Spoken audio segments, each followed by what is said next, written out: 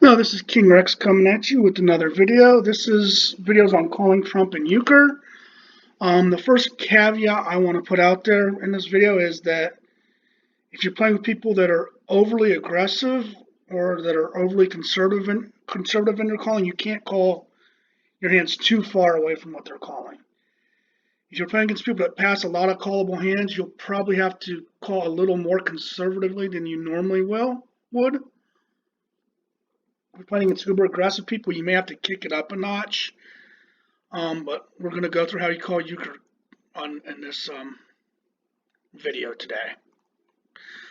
First things first is know the rules. And though I know most people do know the rules of Euchre, I have found that there's a lot of people that play with their own different set of rules that are different than what you play if you're playing like a Euchre app.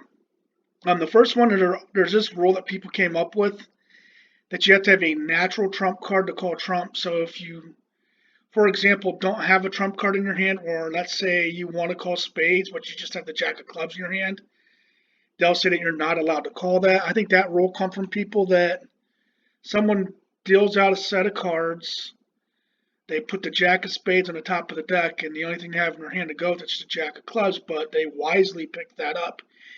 And the person sitting in the first seat that's directly left of the dealer had a loner or a sure point, and they're upset that that person was able to take those two jacks and get a point, thus costing them a point. So they come up with this rule that you can't call unless you have a natural trump, which such a rule doesn't make any sense in my opinion, because why would there be a rule prohibiting you from making what would be a bad call? Wouldn't be smart to call without trump, so why would there be a rule like to make it so you can't call without trump? It's just the way that people I think it's kind of a sore loser thing people come up with. They don't like the idea that you got a point where if you had to pass it, they would have got a point. In fact, the first time I seen this rule, that is exactly what happens. Another rule people like to play with that I think is another really bad rule is ace no face, where if they have four nines or tens and then an ace, they can throw their hand in, but they can't throw it in if they have four nines or tens and a king or a queen, which is a worse hand. An ace with two tens and two nines can actually be a good hand if you have an ace, 10, 9 of diamonds. That's three trump cards. And if the other two cards are matching a different suit, say they're both spades, you have three trump and you're two suited.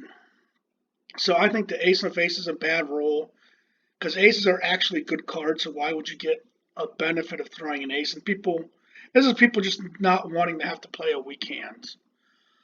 Farmer's hand is kind of the same thing, except it's all nines and tens, and there's two different ways people play this.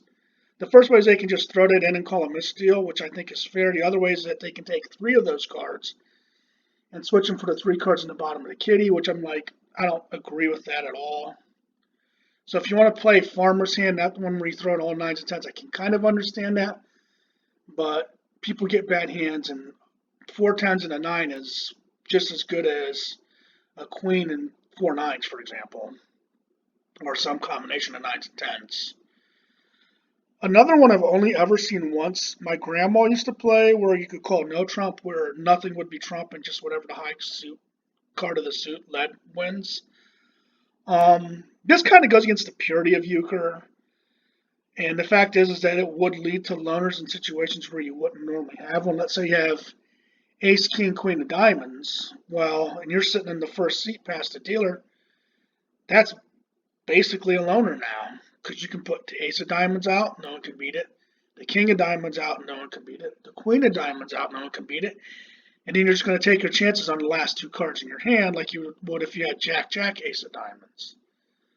Since it goes against the idea of Euchre, which is the fact that a card that the jacks are really good because they're high trump cards, or they're really bad because they're low offsuit. So I don't really care for no trump calls. Another one which I'll discuss further at the end is called stick the dealer, whereas if the bidding passes around twice, the dealer has to call it. That one I do like. Especially it teaches you what you can call on. This is actually one of the things that helped me call more hands. So because when I was playing it that way, I had to call stuff that I normally wouldn't. Another one that I only ever played with one person was called Partner's Best. This one I absolutely hate. The idea is that if a person calls it alone, they can take the best card out of their partner's hand and put it in their hands and discard another card in their hand. So imagine you deal, you got a really good card on the top of the kitty, you pick it up, you get to throw a card away, then you know your partner's probably going to give you either a trump card or an ace as partner's best, so it really makes them loners get through too much. So I don't like partner's best. I think you should never play partner's best. The only ones I would play with on this list would be stick to dealer and farmer's hand, but unfortunately I can't get rid of most of the people I play with that natural trump to call it, but even though it's a terrible rule. People are just so stuck on it they won't get rid of it. Next, we're going to look at what I call the power cards. These 10 cards will win 90% of the tricks or more when you play. This is assuming that spades is trump on this, of course, so you have your 7 trump cards and your 3 offsuit aces. In fact, your offsuit aces are about the same power as a 9 or 10 in trump is.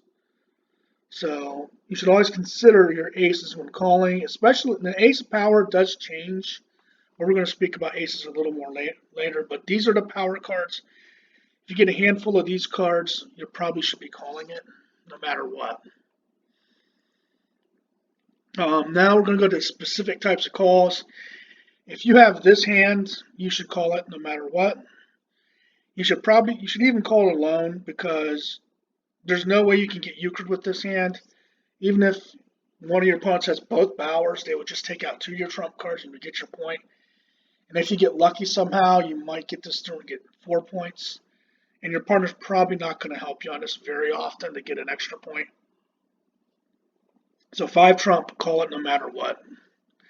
I even put the low 5 here to kind of demonstrate that any 5 trump. Now we come to 4 trump, and I put 4 low trump with a bad offsuit. If you have 4 trump, you should call it as well. You're not guaranteed to get this through, but the only way you will not get 4 trump through is if one of your opponents is really loaded up against you. If you, let's say you call this, let's say you pick this up after deal as the dealer, and the first thing that comes through, someone throws the ace of diamonds and you get hit with that ace of diamonds. Or let's say you call it even in the second seat, let's just say. Well, then one of your opponents has a jack that takes out. Then they throw something else, you trump it, then you have to throw out a trump card. And if, let's say, one of your opponents has the right, the other one has the left, and the last remaining trump, they could then euchre you. Or you could call it right in someone's hand and they have jack, jack, ace. But chances are you're not going to get euchred on this hand. This is a good call. When you think about it, whenever you're calling trump, there's 4 other places where a trump card could be. That's 1 in each of your opponent's hands, which are bad. The other 2 places are in your partner's hand or in the kitty, which the kitty's not great, but it's not harmful. So those other 3 trump cards are probably going to be split up in such a manner that you'll get this through. I'd say this one probably is 90% of the time or more, even this exact hand as bad as it is. This is another one. This is a loner. If you have both jacks and a 3rd trump, you should generally be calling it alone. Even one this bad, yeah, you're probably not going to get that 10 and 9 through, but your partner would have to pick up both those tricks for you if you can't get either one of them through. So I guess I could see where you wouldn't want quite as low in the last 2 cards, but if you have 2 trump and another trump card, 2 jacks and another trump card, call it every time. Don't think about it. So I've seen people that were not this hand, but afraid of stuff that's callable. Here's another one. I did make this a little strong with the ace there, but the right bower plus any 2 trump cards, even if it was the 10 and 9 of trump, and then the offsuit was a couple bad offsuit cards, these should be called every time, no matter how aggressive or conservative your opponents are playing. This is a hand to get through a lot. Then this is like the last one, except instead of having the right, you have the left. Not quite as strong, but once again, if I have a bower plus 2, I'm calling it every time, no matter how conservatively the opponents I'm playing against are. Even with crappy offsuits that aren't matched. 2 suited is another good call. The reason why 2 suited is so strong is the only suit they can get you in is hearts on this example. So you have the king, the queen, and the 10. Not strong, but the idea here is that you'll be able to trump into any suit except for hearts, and maybe at the end you'll get lucky and the trump will be exhausted out, and one of these two might make it at the end. But the idea of two suited is that you should at least be able to trump in and grab a couple of tricks. You might need your partner's help, you might need offsuit help, but two suited is definitely a good call. You should call it every time two suited, even against conservative opponents. If they get you every once in a while, if you're overly conservative, they're going to be passing so many points up that you'll benefit more often than not with this two suited hand. Three trump. Now, to me, I'd call it any three trump. I did put the ace there, but even if that was the 9, I would call it every time. Even if you have a hand like queen 10, 9 of diamonds, for example, and two really bad offsuit, if anything but diamonds is called, if your partner calls that anything else but diamonds, you're not going to be able to help your partner make it, so they may get trumped, may get euchred. And if your opponents call it, you probably won't be able to take anything to help your partner euchre them, so you're probably ceding a point anyway. So even in that situation, if you do give up a point, you're probably not costing yourself. Even if you get euchred, you're probably giving up 1 point, rather than 2, because your opponents are probably going to score if you don't call it. So you're really maybe giving up a point. If you get euchred, you might give up a point, but then you'll score more often than not.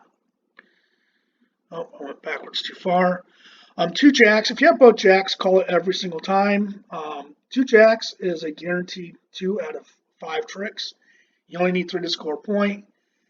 They say count on your partner for a trick, or you might get lucky and something back here might get you one, although I did put really bad offsuit here on purpose to demonstrate that the 2 jacks are all you really need. Right plus an ace. Now, if you have the right bower plus an ace, you can call it. I did put an ace with this because usually this is the type of hand you would want, because the idea is that you would take a trick with your ace, lead out that right, and then hopefully you can get the ace of clubs through after that. Which is the same thing here, right? Plus 1 and an ace. It just means that you have a weaker card as your secondary card. This is a hand a lot of times where people will call it if they're picking up the right bower, because they don't want to turn that down. But if the cards were reversed, let's say the right bower was in their hand and the only thing that went with it was a 9 of clubs on top of the kitty, they'd be more likely to pass that, which doesn't make sense. If you say the last card in their hand was the queen of spades, for example,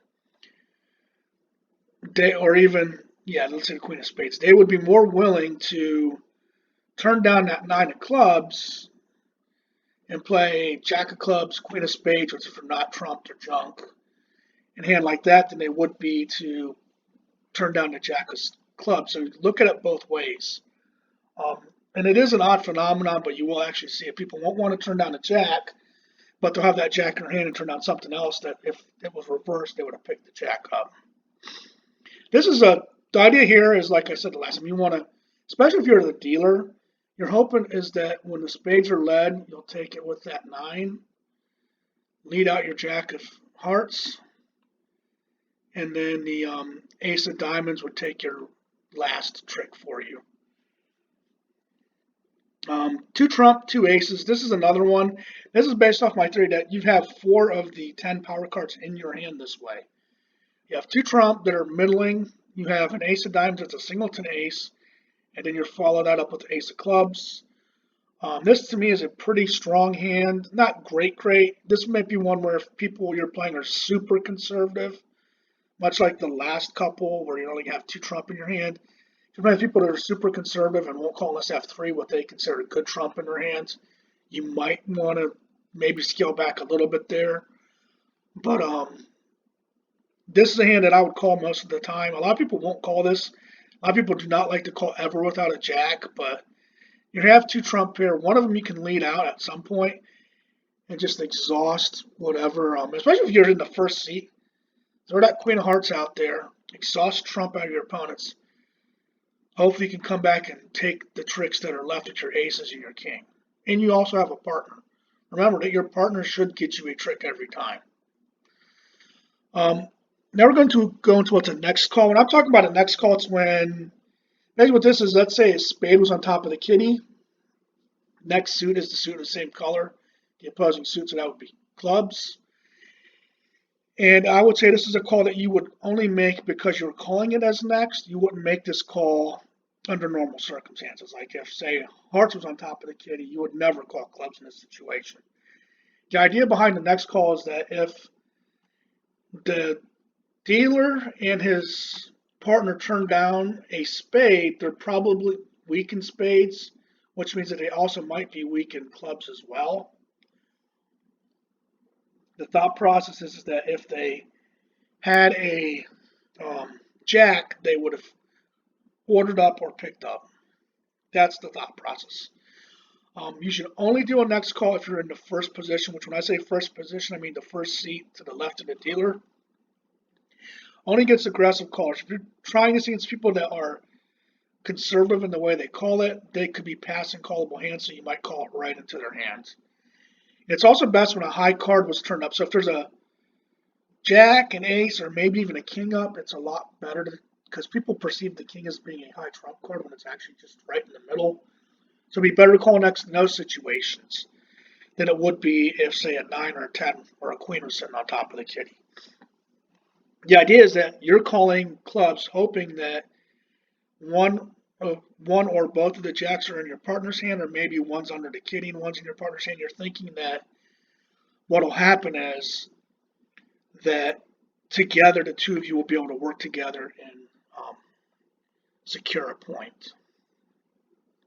Reverse next. This is the same basic principle, except for both you and your partner turn down. In this case, it would be a spade. You only would do this in the second position as the partner of the dealer. Once again, only if your partner is an aggressive caller. If your partner passes up a lot of callable hands, this could blow up in your face. Because when you're doing reverse next, this would be a situation where instead of a spade being up on top of the kitty, a diamond or a heart was on top of the kitty, and your partner didn't pick it up. So you're saying they're weak in red, so I'll call black to kind of call it into their hands. Once again, best with the high card in the hand, and they're saying you should always only do this with a minimum of 2 trump. And they say the king and 9 are the minimum. Also, one thing you'll notice, I put an ace in both of these. I really wouldn't want to be too comfortable calling next without an ace in my hand if I'm only have 2 middle to low trump. But there are people say you can call it on less than that. But I would really, unless you have playing against super aggressive callers, and that's the other thing too, that a lot of advice you get is based on certain types of opponents, and you need to really think about, are the people I'm playing against really aggressive? Is my partner really aggressive? Because I'm not going to make the middling calls that I would if my partner and my opponents weren't so aggressive. Like I'm not going to call that 2 trump and 2 aces if I'm playing against people that pass a lot of biddable hands, because then I'm really have the possibility of calling it right to them. Okay, the next one we're going to look at is aces. A lot of people don't consider aces when calling, but you should. An ace is the equivalent of a low trump card, but there are some caveats to how powerful an ace is. If, say, for example, spades is called trump, the ace of clubs is a little less powerful because the jack of clubs is no longer there. Because the power of aces is that your opponents have to follow suit. So as a card's taken out of that trump, that ace goes down. Also, if a card was turned down on the kitty for that same suit, is the same thing, or any cards in your hand. So if you have the ace, 10, and 9 of diamonds in your hand, your ace is a lot less powerful than if you had the ace of diamonds and the 10 and 9 of hearts. Because even if you're calling a black suit, you have 2 of the 6 cards out of your hand that the ace could beat. So there's really only 3 other cards left for that ace to beat the diamonds, which would be the king, the queen, and the jack. So you'd have to kind of get lucky that either your opponents all have one or they're void in trump to beat them with that ace. So kind of remember the ace is more powerful if all 6, if that's not trump, and the other 5 cards you don't know where they're at. Because if it was the card on top of the kitty, or it's in your hand, or if the jack was turned into a trump card that powerful, that power of that ace goes down a little bit. So it probably hurts it a few percentage points of the chances of taking a trick. So always remember that. Singleton, what they call green aces, which a green ace is an ace that's the opposite color of trump. So if spades was trump, a singleton green ace would be the ace of diamonds in your hand if you don't have any other diamonds, or the ace of hearts in your hand if you don't have any other hearts. So always remember that. Ordering up. You need to be careful when ordering up an opponent. I put two cards here to the right that you really should think about before ordering those cards up. The Jack of Spades and the Ace of Spades. The reason why you really want to, because you're giving them a really high card, which gives them a really good chance of taking a trick. Remember, anytime someone picks a card up off the kitty, they should be voiding at least one suit, because they get to throw out 1 out of 6 cards, the 5 they had in their hand, plus the card they picked up off the top of the kitty. If they do it right, they will be voiding the suit unless it's a weird situation where they're holding the 3 offsuit aces. Then I could see them keeping all 3 aces in that situation. Also, if you're playing against human opponents where cards are being shuffled physically and dealt out, the person who's the dealer will most likely have at least a second card in their hand to go with the trump card. So if the Jack of Spades is on the top of the kitty, they could have the Ace of Spades or the Jack of Clubs or some other trump card in their hand. It's the way it happens to be, because of the way when the cards are shuffled and the way they're redealt, they do still tend to stay at least sort of clumped together, that the dealer will likely have a second trump. I know on some of these computer programs that might not happen, but that's because it's digital and it's not taking into account the fact that they're probably going to clump together. Plus, always remember, being the dealer is generally worth 1 trick. So if you give the dealer the Jack of Spades and he's the dealer, he's probably got 2 trump right off the top, or 2 tricks almost right off the top. So you really don't want to order that Jack unless you've got a super strong hand, because the chances of getting Euchre are really high. And they might pick the Jack up anyway, because a lot of people don't like passing that.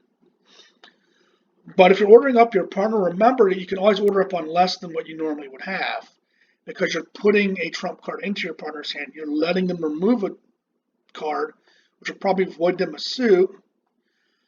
But you do need to remember what you gave your partner, because a lot of times a partner will be slick. If you give them the ace,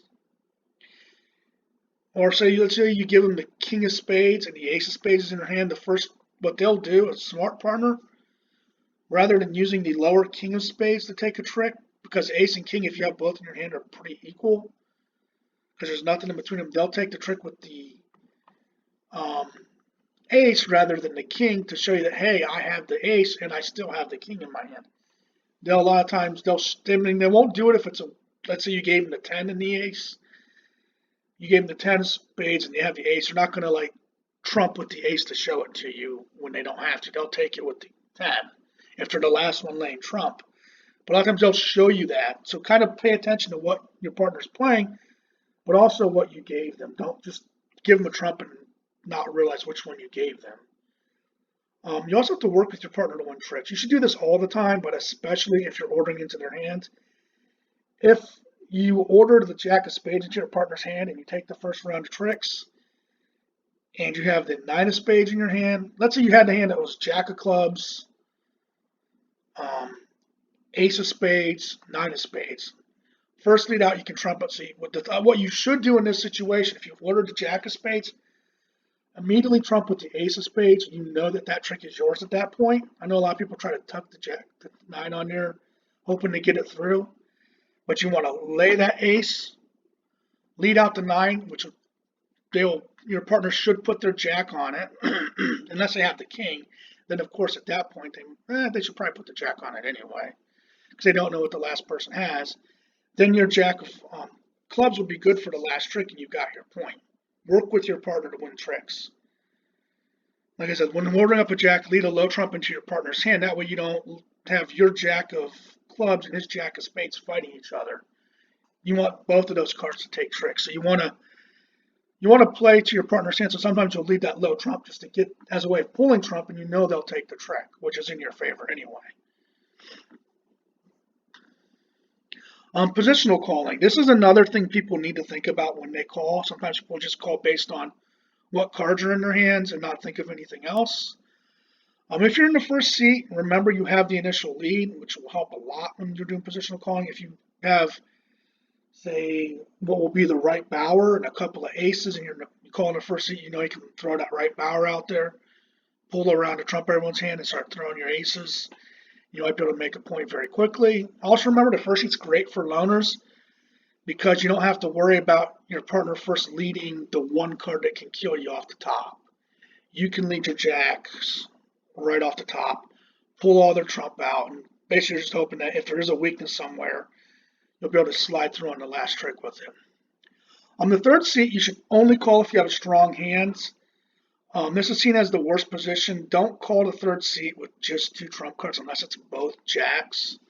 Or if it's jack, like right ace, and some offsuit aces.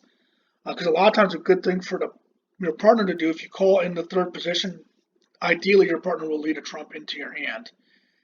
That's actually the way you're supposed to play. So remember, this is the weakest position you could call in, so you might want to pass more often in this position than you normally would in other spots. Plus, you're likely not to be calling anyway, but especially if you're ordering up, it's really hard to order up out of the third seat. As the dealer, you always want to be more aggressive. Also, envision what your hand would be like if you picked up the card that's on the top of the kitty. A lot of people don't do this. Like, they'll have 2 spades in their hand. There's a spade on the top of the kitty. They'll have the ace and 10 of diamonds and the 9 of hearts. And they think, my hand's not that great. But you pick up that spade off the top of the kitty. That gives you 3 spades or 2 suited, and one of your offsuit cards is an offsuit ace. That's a strong hand, regardless of what those trump cards are. So envision what your hand will look like when you pick it up. Also remember, being the dealer is usually worth a trick, and being the dealer is great for loners because you're getting to avoid a suit or avoid a card out of your hands. So the first seat in the dealer should be your loner positions mostly, but I wouldn't say don't call loners in other positions. Just remember that your chances of getting a loner through in the second or third seat is not as high as in the first seat or the dealer, which is the fourth seat. Stick to dealer. When stick to dealer is basically if it goes around and the card's turned down on the top of the kitty and goes around another time, the dealer must call it when it gets back to them. When you play stick to dealer, a lot of players will pass in hopes of getting euchred. I played one time this way with a girl that no matter what she had in her hand, she passed to me, which actually cost them because then the first time they got me because I'd never played that way before. But after that, I was getting them. They're actually passing to me and giving me points because they were hoping they could euchre me all the time. One thing you should do if you're playing stick to dealer, consider if the turned up card would make the best hand for you, which is what got me the first time I played the first round. I turned down something because it wasn't very strong, but it would have been my best. So if it's your best suit and you're playing stick to dealer, you're probably just best off picking up that card. Play your best possible hand. Assume that they're going to pass it back to you and you're going to be stuck calling again. Also, another thing that people do in stick to dealer I think is bad is they try to get too caught up in trying to euchre an opponent, but they're leaving a lot of points on the table, so you'll probably beat them if you call smartly. So if you have a great hand, call it. Don't think, well, if I pass this, I'll get an extra point by euchre. Call your good hands. And if you have a hand that's loaded full of jacks, which I have this jacks here, and you're sitting in the third seat, you can play stick to dealer because whatever we're calling, you're going to have 2 jacks in it. But unless you have a hand that's really good for euchre your opponent with a lot of high cards that can work either way, call your good hands. Don't leave points on the table because you're hoping to get euchre your opponent. That is not how you win at euchre. Also, don't be afraid to get euchre. This is the biggest thing I've seen. I actually put this, I found this on a message board, this message here. It's about euchre probabilities, and he put point totals to all the probabilities. And he said, how many points is the cutoff for calling? I got euchre with an 18-point hand last night, so 20. Basically, he's thinking that if you get euchre, you can't call a hand that weak ever again in the future. But 18 points, if you look at this, the right and the left are 18 points. If you have both jacks, you should call it every single time. Right, king, queen of trump. 18 points again. I'm calling that every time. That's the thing. So don't get discouraged if you get euchred. Because remember, even great hands get euchred. Unless a hand is a guaranteed point, it can get euchred. I've seen someone get euchred with both bowers and like a queen before. That's a loner, but they still got euchred because they didn't even have terrible offsuit. but you can get Euchre because the cards can just fall against you, so you can get Euchre to really good hands. Also, if you never get Euchre, you simply aren't calling trump enough, because you got to think about it mathematically. Let's say you have what would be considered a weak hand, the queen, the 10, and the 9 of trump, let's say of diamonds. That hand would probably get through 3 out of 4 times. And if it does, you will score a point 3 of those times, or at least a point. You could get more. Your opponents will score 2 points, which means you'll win 3-2 in those 4 hands. Beyond that, if you have queen, 10, 9 of diamonds, and anything but diamonds is called, unless you have offsuit aces, which makes queen, 10, 9 of diamonds an even stronger hand, you're not going to take anything. If you don't call it, your opponents will probably call it and get it through, because your partner would have to euchre them by themselves, or your partner will call it and possibly get euchre because you can't do anything at all to help him. So if you have queen, 10, 9 of diamonds and say the queen of spades and the queen of clubs, you're not taking anything with that hand unless diamonds is trump. Also remember, you will lose more points passing callable hands than being euchred. Usually when you get euchred, chances are your opponent would have called it anyway. I've called a few times where I called directly into my opponent's hand. I called something like the queen, 10, 9, and they had better cards than me, and they euchred me, and they thought I was going to call that anyway. It's like, well, then I only cost myself 1 point, because you would have got the point if I hadn't called it. Or you could call that hand, and they have a loner in spades. Well, if they have a loner in spades, they could get 4 points. So what if you do get euchred? You save yourself 2 points if you get euchred. It could be a swing of 5 points by calling it, because if you call that and get it through, you stop someone else from calling a loner. That's the easiest way to lose in euchre really, is to get smacked with a loner. Chances of you losing by getting euchred a bunch of times, in a close game, getting euchred might make a difference, but then you have to look at all the times you called the same type of calls that you got it through. Don't let getting euchred once deter you, that's why I put this quote. I found this on a Euchre website. That's why I put it there, because this guy's thinking, well, 18 points off of this list that he made up is not enough. You'll get euchred. And also, I want to put out there, do not consider offsuit kings to be worth anything. Yeah, they will every once in a while take a trick, but so seldom. No, don't do that. And I'd actually say these offsuit aces are probably about the equivalent of the lower trump, not as high as, like, he's got a green suit ace at 5 points. He's got a trump ace at 5 points. What ace would you rather have in your hand? If spades is trump, you want the ace of spades or the ace of diamonds? They're not equal, so the numbers here are wrong. It doesn't take into account a lot of different things. And next suit ace being the same as a trump king, or a green suit ace being better than a trump king, no. They're about equal to the 9 and 10 of trump. I want to thank you for watching. Like, share, subscribe, comment. Have a great day.